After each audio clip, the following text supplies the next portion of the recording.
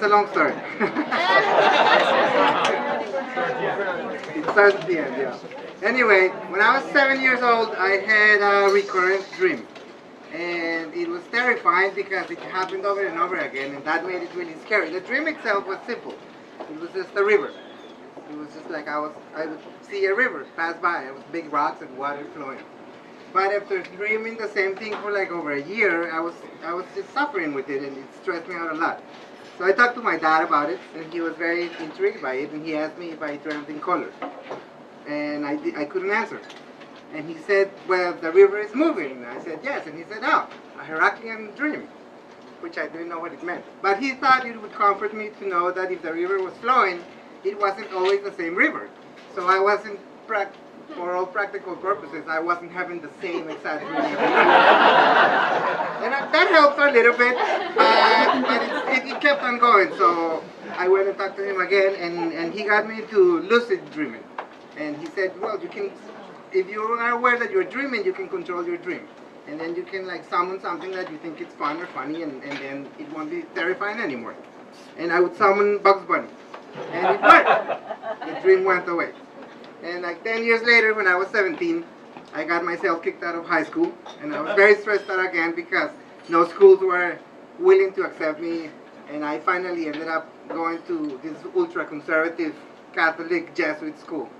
And you know, I grew up down in South America in Colombia, so that was, we were already behind like 50 years from whatever you guys were experiencing at that time. And going to this school was like traveling time even farther back, another 50 years. So,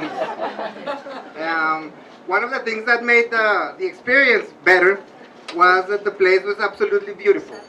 The school was up in the mountains of Bogota, and it was just like an old school, and by old I mean it was probably built in the 1800s, and it was just gorgeous. And that helped because, you know, location is everything.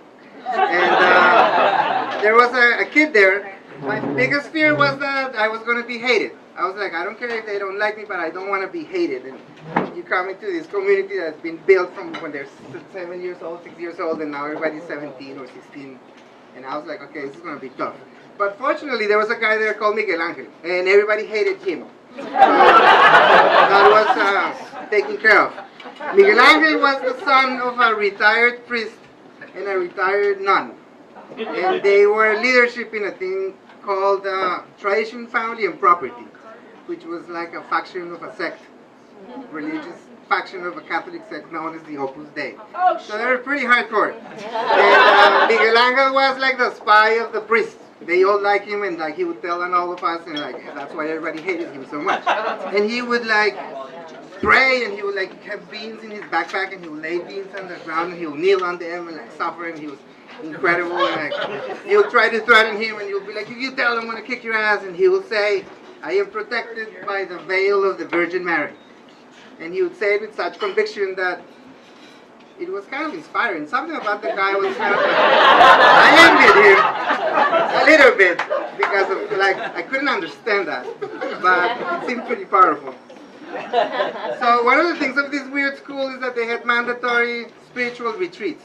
So on a weekend they drove us to a farm owned by the Jesuits, and it was an old, beautiful colonial farm. It was like 3 stories tall, and they'll take us there, and there will be like a lot of church going, and like we'll do like oaths of silence, and we'll do all this weird, it was like a corporate retreat, but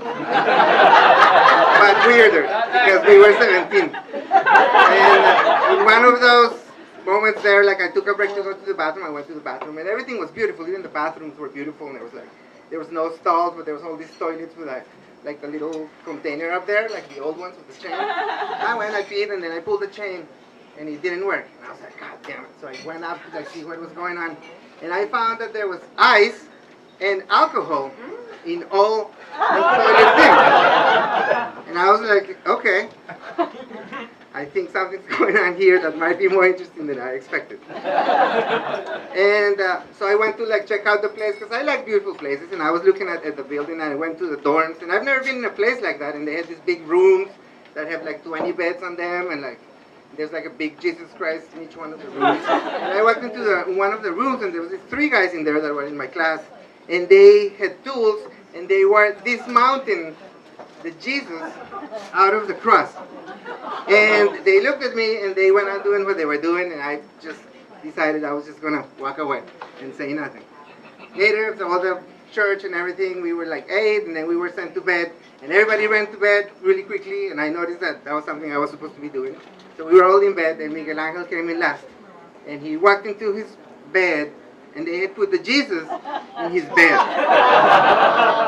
And Miguel Angel was like stunned, and he was pale, and he was like, he wanted to scream miracles, but he couldn't. He just made like weird noises. Like, he turned around and he ran out, and as he was running out, he screamed and he fainted.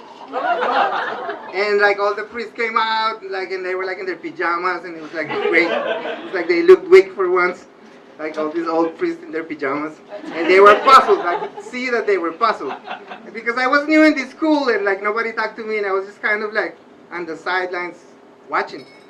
And they were puzzled, and they took Miguel Angel away, and as they left, they took out the Jesus and they put it back on the cross, and everybody went to sleep. And as I was later, I couldn't sleep, but I didn't know if I was sleeping or I couldn't sleep, but I heard the river, and I was terrified, and I was like, God damn, the fucking river again. I can't deal with this shit. Bugs Bunny's not gonna work at 17. And I got out of bed to like go find this river, and I couldn't tell if I was dreaming or not. And as I went out, I saw light in the bathroom, and I walked into the bathroom, and the 3 guys were there, and they were drinking and smoking, and they were very quiet.